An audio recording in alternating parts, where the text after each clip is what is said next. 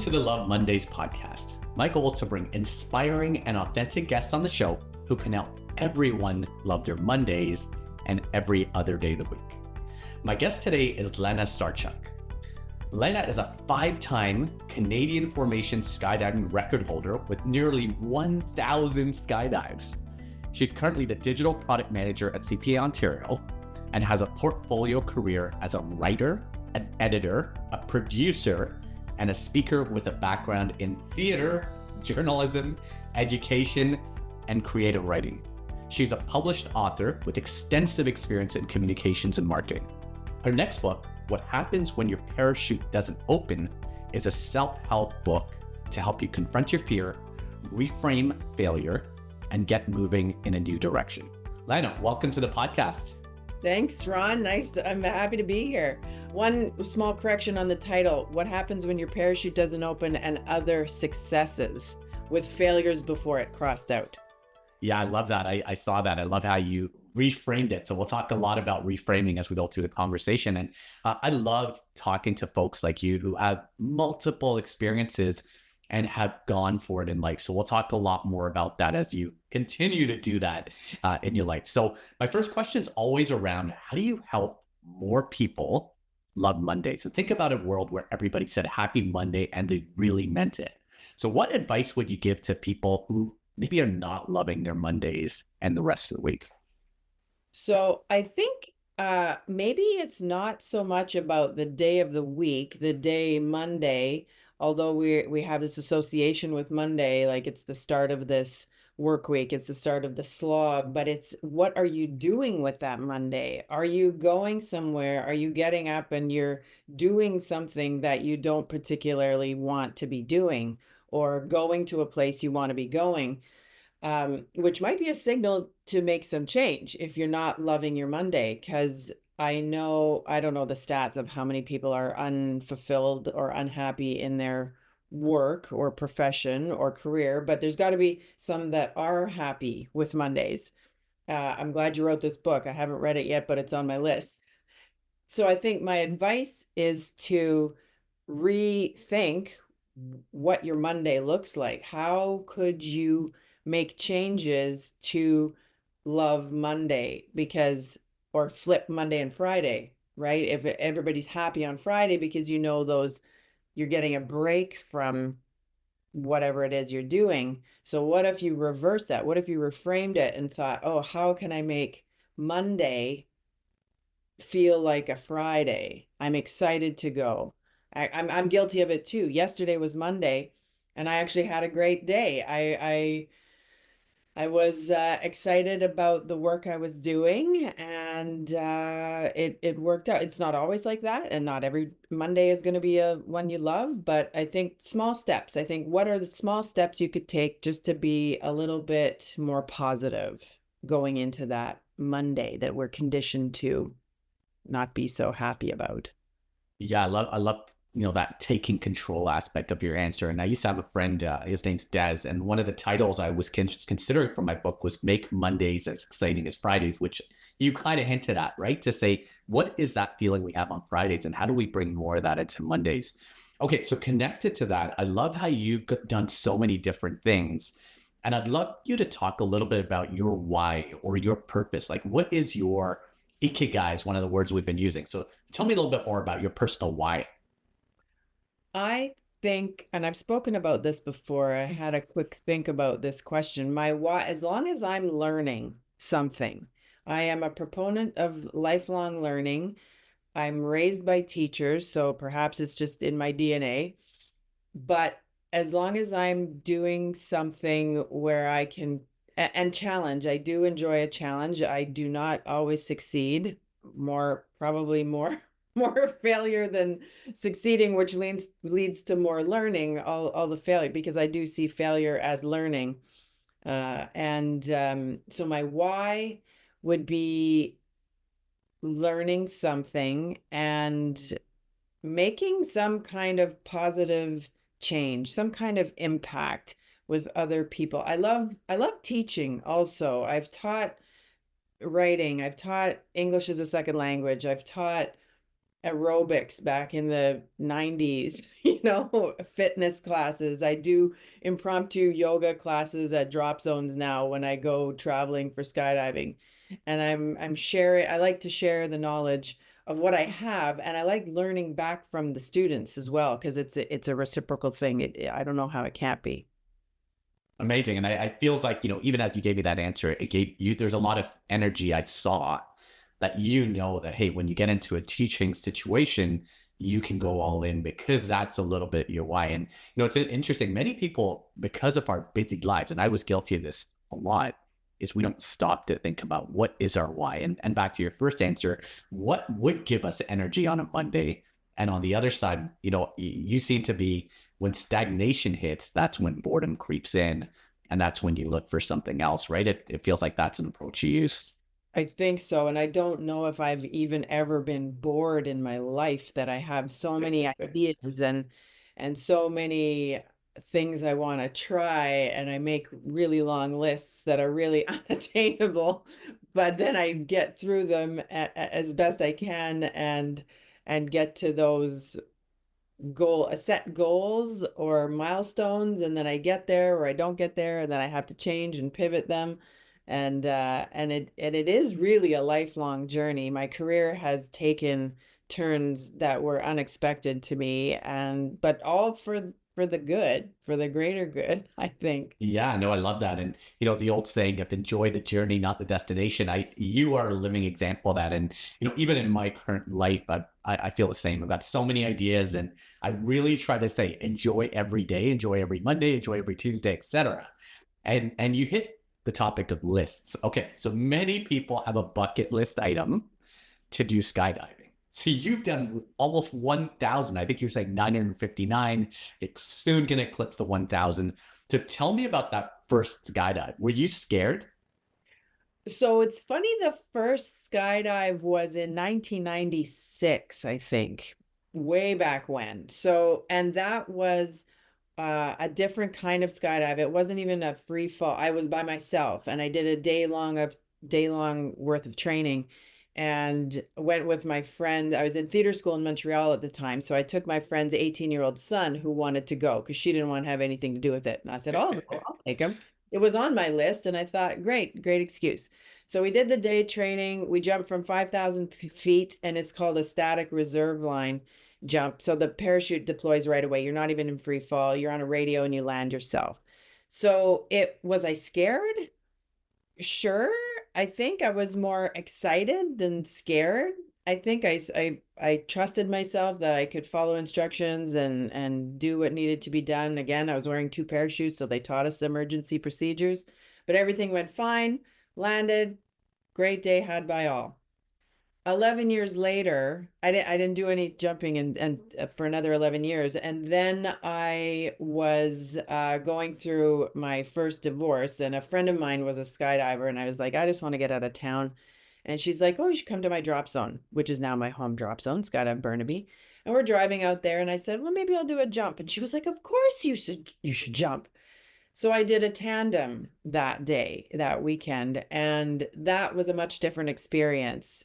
Again, not super fearful, but just excited for that experience. And it's a much different experience when you have almost a minute of free fall. You're looking at Lake Erie. It's quite something, the free fall. So then I was hooked.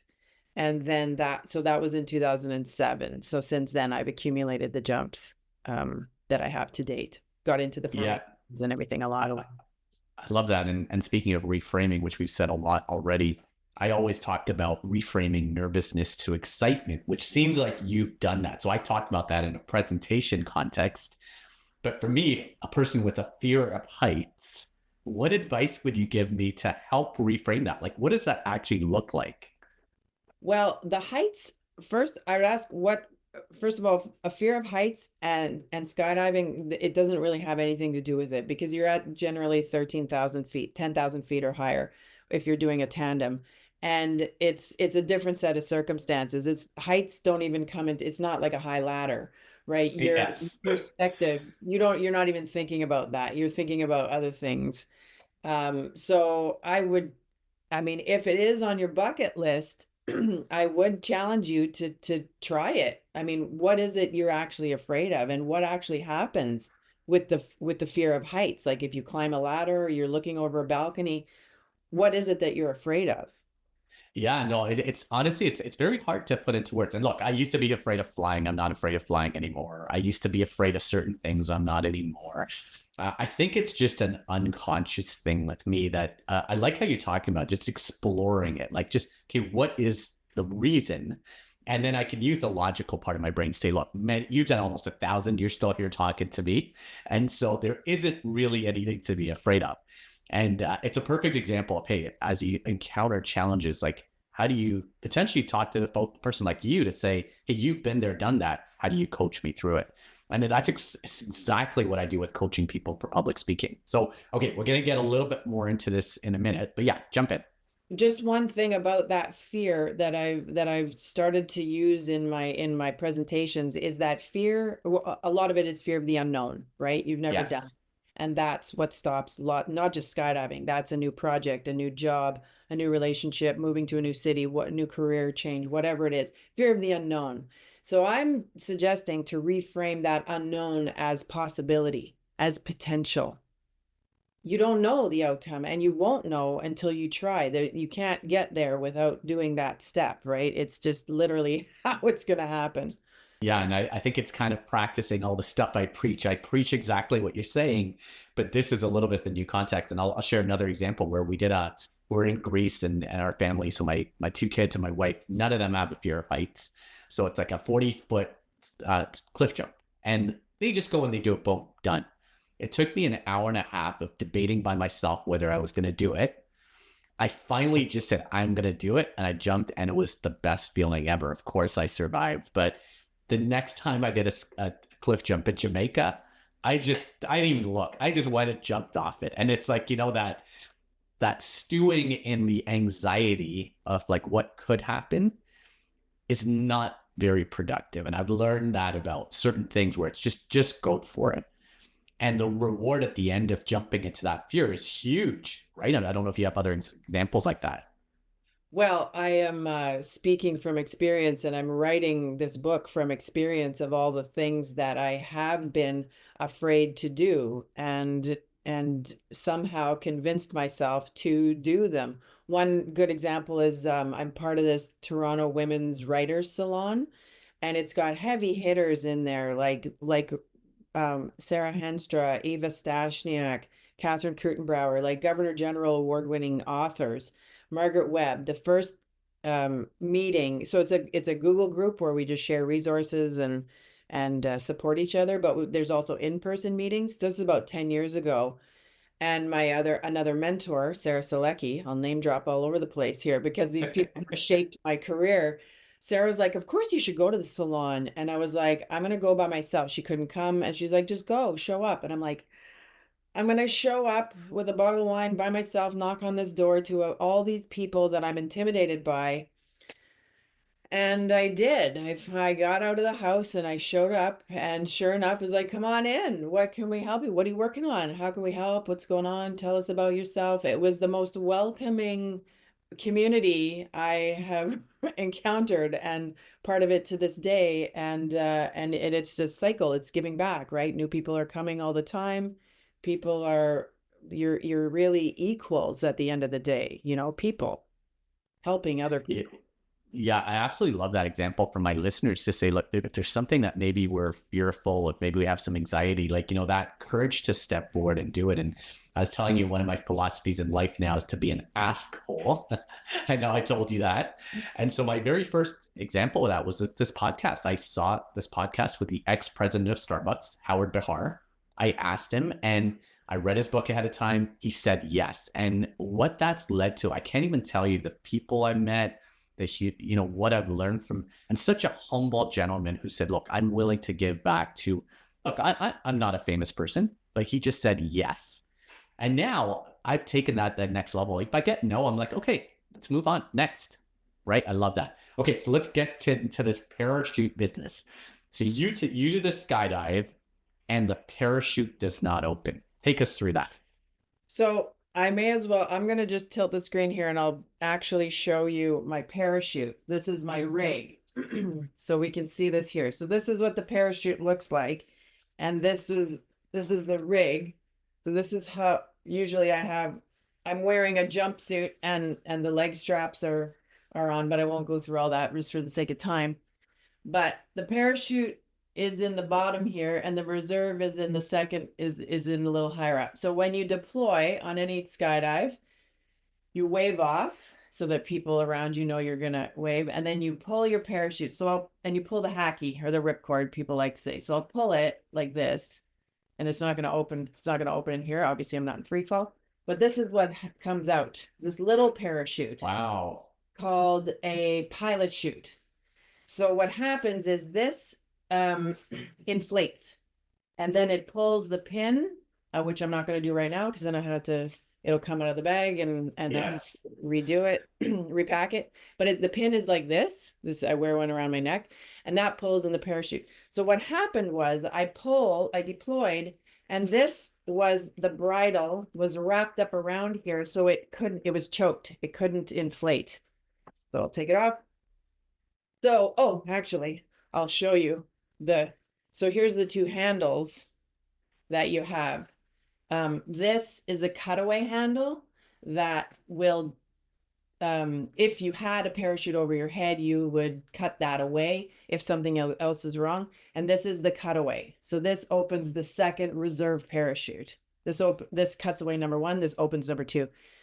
And what happened was because that didn't inflate and the sequence didn't happen, the pin didn't pull, the parachute, I went straight to my reserve. I pulled this handle, my second parachute, my reserve came out as it is designed to do to open much quicker than the main. And I was fine. I landed right on my drop zone, and um, it was really because it was a high speed malfunction, and I reacted immediately. I didn't cut away. There's some debate in the community that I could have cut that away, but because there was potential for it to open, the main to open while the second one is out, getting a little complicated. But Yeah. I chose it was reactionary, and it's testament to the training that we do as skydivers.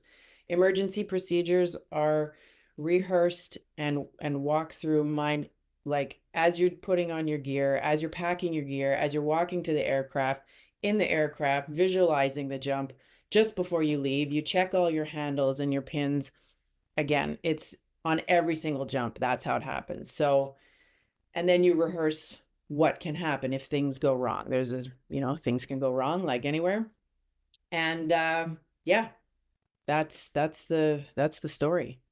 Amazing. And I love how it's instinct, right? Where you've done so much practice, so much training, you're prepared for it, that instinctively, even though you'd probably done a whole bunch of jumps by then, you knew exactly what to do in order to do it. So tell me how that connects to your book, and what can people learn from this experience? I mean, pretty exhilarating, but I'd love to say, okay, what do people who are maybe not 13,000 feet in the air do with this beautiful learning?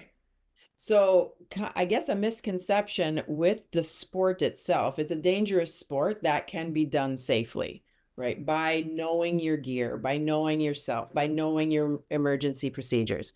And as well, there are so many crossovers into other parts of life that like I say, I haven't patented these guiding principles of focus and awareness and discipline and practice and mentorship and failing and learning, because those are part of it. When you are like in the plane, a lot of people are doing breathing exercises, calming down, because you are in a heightened environment, and you're flying terminal velocity, so you Yeah. need to stay calm. You need to stay aware. If you're not aware in skydiving, you're not gonna succeed, right? It's just awareness of yourself, awareness of others, awareness of the gear, the weather, the direction. All these things come into play.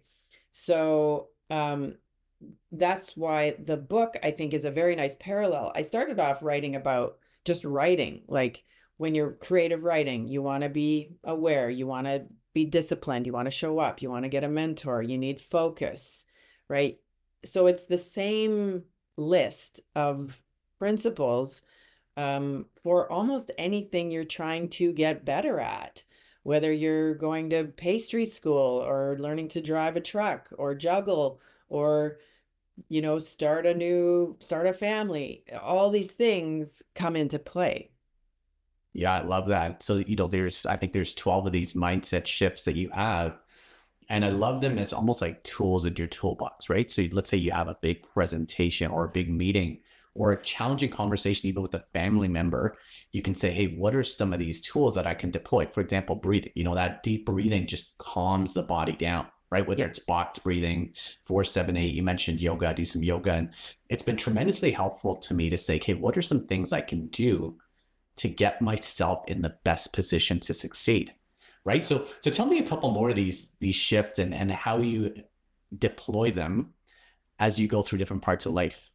So, I mean, failure is that's the title chapter of the book, What Happens When You Perish. So there's more to it than just the physical event when it didn't happen. But the Of course. idea there is failure and that it was my own packing error that caused the failure. So it's to reframe failure as learning, like what was and the success. Obviously, I survived. What did I learn? Well, I learned to repack my bridle differently. I learned that I am capable of saving my own life. So that's the failure part. That's the positive spin on failure for that chapter. Some other ones, humility is a big one too. It's further on down. And I think this is important because we are conditioned in our society to get things right, to have all the answers, to not really fail. But if you can take a step back and say, you know what, I don't know. You've said this too, right? When it's actually a form of respect when you say, you know what, I don't know. Let me find out. It shows Yes. that you're resourceful. It shows that you're not faking it. You're not spreading false information and saying something that could potentially lead to, more damage or your own credibility, right? It's gonna hurt that. So that's sort of humility and authenticity. Like being authentic is another one that George Saunders is a big author influence of mine, and he writes about being his authentic self, where you can try and be like other people, you can try and mimic their way of writing, and that's great to be influenced by other people, but you are unique by default. Like you don't have a choice. You're Ron, I'm Lana. That's what we're stuck Yes. with, right? Like it or not. And so you can work on yourself because you're the only one you have, right? So there are ways that you can improve by all the other things. Like mentorship, I would say, is another one. And I am such a huge proponent of mentorship. I think you are too. That and asking for help, just like how you started this. Like people Yes. are way more willing to share their knowledge than you would think. And what's the worst that can happen? Even if you asked him to, even if he said no, does the world end? Well, no, you ask somebody else and you keep going. You do it another way, right? So I love this idea of asking for help. It's like me showing up at that salon. Um, and then also now too, giving back when people ask me for help, I'm happy to facilitate that. I love all those concepts you talked about. One of the things I've been coming across a lot is what's called helper's high. I don't know if you've heard of it, where the person who's actually helping is on a high, right? Oprah talks about it. And so for me, one of my favorite days of the year is when I do lectures for 1,200 first-year university students. And a lot of people are like, oh, it's amazing how you give back. And I tell people, it's just as much for me, the joy I get, right? So it's amazing to see. And it's very refreshing, this conversation, especially what's going on in the world around us. Humility, actually listening to people, honoring what they're saying. And what I found is my current stage of life, authenticity. I just am who I am, and I'm not afraid of any shortcomings. I'm just going to be like, here's who I am. And there's something refreshing about that, because I used to try and play the part. I'm the finance director or I'm the VP of finance and I have to uphold all these qualities. Now I'm just like, let's be real. Let's be authentic and use those words a lot. And so I love these as tools in our toolbox to say, as you approach new circumstances. And that's where your career is really fascinating to me, to say you've got all these different chapters, and tell me your process to, be okay with moving from one to the other. I think these tools all play into it. So if, let's say you're moving from journalism to something else, and you're still doing journalism, I'm sure, but what's your process to transition? Because usually change is hard for people. Yeah, well, sometimes the change hasn't been my own choice, right? Yeah. So there's that. So it is, I mean, at the core, it's being comfortable with being uncomfortable. Again, this is one of these universal lessons to learn that we use in creative writing. Be comfortable with being uncomfortable, because it will, and it's not easy, and there's no shortcut. I think that is my process. It's a lot of hard work. People say to me sometimes, like, oh, I got restructured out of a job, 13 years corporate communications, got walked out one day, and it was like, okay, now what? And the pivot was take some time, rethink. I did get severance, so I was okay for a while, but there needed to be a change. And I've been out of the market for a long time, so I went back to freelance. Not easy, like networking, reaching out constantly, rejection after rejection after rejection, but you don't really have a choice, right? Like you can accept that as failure, but all those rejections weren't really failure unless I stopped trying. If I stopped and just like, what am I going to do? I have to feed myself, put a roof over my head somehow. Like I've Yes. had to take a different path, but over time things happen, but you have to take the steps, right? And you have to fail. Like it's kind of a given. I've just done so much of it. It's common to me now. Like it's not always, you know, um easy by any stretch, but I've got to where I am today by just continually pushing myself. Yeah, and I like that, to say, look, it is going to be uncomfortable, but there is a reward if you stick with it. And similar, I have a very similar experience. I worked for a company 15 years. I thought I was going to be there for 30, and all of a sudden you're out there on the street with, like, hey, I got to put a resume together, and you got to rethink your life. But many years later, I'm like, that was a gift. Like, again, how do you reframe some of these challenging situations into, okay, what is the possibility? What's the potential? Right. And when you start reframing that, like, I really believe mindset is everything. It's a choice you make every day. And having asked this the same question, the first question I asked you at the start of this podcast, most of my listeners, who are what I call Monday Mavericks, they say I make a choice to love my Monday. Right. And here's the things they do. Yeah. Because you can choose to not like it. You can choose to be grumpy in the morning and go through your day with that mindset and pick out everything that's wrong. Or and I'm preaching to the choir here too, saying this out loud, so I practice it myself. Or choose to delight in the small things. Ross Gay, that just, I don't know if you've heard of him, but he's got a great book, something called Delight in the Small Things. On Being podcast is a great Love it. him. And it's just seeing, I mean, Mel Robbins is about that too. Well, she's not about the small things, but she's more about the let them, right? The let them theory. Yes. Yes. And that comes with the rejection, or with, let them reject me, let them see that I'm not qualified or whatever it is, and then let me do something about it. So it comes back, we're all saying it's all the same conversation, really. The Yes. serenity prayer, right? Control what you can control, let go of what you can't control, and have the wisdom to know the difference. Amazing. So do you have a certain routine in the morning, or like how do you coach yourself to be in skydiving mode? Like, I just picture you in the plane ready to go with all these things. You've done your breathing. What routines have served you, or what habits have served you? On a jumping day, on a skydiving day? I'd say both, on a jumping day or on a regular Monday. Like, Yeah. what things really get you?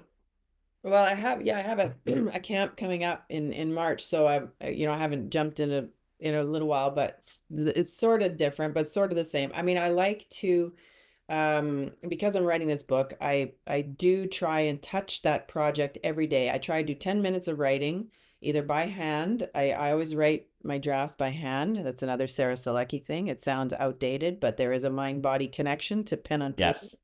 and I believe in that. It's how I wrote my other two books. So 10 minutes of writing with my coffee, generally. I love to do yoga if I have the time and capacity, even if it's 5 minutes. Yoga with Cassandra is my go-to. Been following her, this Canadian, on YouTube, Cassandra with a K. She's fabulous. Has even 5 minute courses on there, free. So when people say I can't, it just really means I don't want to, right? That's Yes. hear that. So because I don't have time, right? You can shift your time, right? So I like the writing. I like to do a bit of stretching and yoga, no matter what's going to happen, and then carry on with the day, whether it's a work day, whether it's a weekend, whether it's a skydiving event, different things happening, eating, you need to fuel yourself for the skydiving. Amazing. Amazing. Yeah. So what else would you like to tell my listeners? Gosh, I'm trying to, I'm sort of revising my keynote every time I get a new gig, but I've had some advice recently to nail it down to three things, plus also your own advice, Ron, which is I have way too many slides. So I am taking that advice, I'm honing it, I'm editing it for my next event. And so three things, the three main takeaways that I want people to hopefully remember is that the unknown is possibility, right? And we already talked about that. Love it. Accept that you can do hard things. Acceptance is one of my 12 principles there, because we are human. All these things around us are done by humans, and you're human. So there's the equation. And then everything is impermanent. That's another one. I have my book here. It's a Buddhist thing, when things fall apart. I don't know if you know this book, Pema Chodron. Yes. Yes. I discovered this 13 years ago when my dad passed away, about that if you're feeling great, even if you're having a good Monday, it's not always going to be like that. If you're having a crap Monday, it also won't always be like that. So there is I take solace in that things won't always be like this. I mean, it's especially helpful if you're going through a challenging time, but it also maybe can boost the gratitude when things are going well. Yeah, I love those three takeaways. And coincidentally, one of my Monday Mavericks in the back of the book is a Buddhist monk who he tells the same thing. The only thing that's certain is change. And so accepting it and actually learning to like change, it's been so amazing for me. So amazing. I love your story. I'm so excited about your book. So as soon as it's ready to go, it's going to be on the shelf behind me, and I'm going to dive into it and read the 12 principles. So where can my listeners find you? They can find me on LinkedIn. That's kind of where I post mostly right now. LanaStarchuck.com is my website. So there's information and there's videos on there, but I do post on LinkedIn the most. I'm experimenting with other socials right now. I'm on Substack, but not there yet. And Blue Sky now, I'm not sure where to go, but LinkedIn's the best way right now, and the website. If you want to sign up, if you want to read this book, sign up for my newsletter that I haven't sent any out yet because I'm not ready, but because I only want to send stuff that's useful. So that's the best way to find me.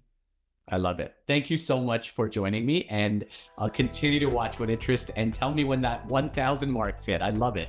Thank you, Lana. I will. Thanks so much, Ron.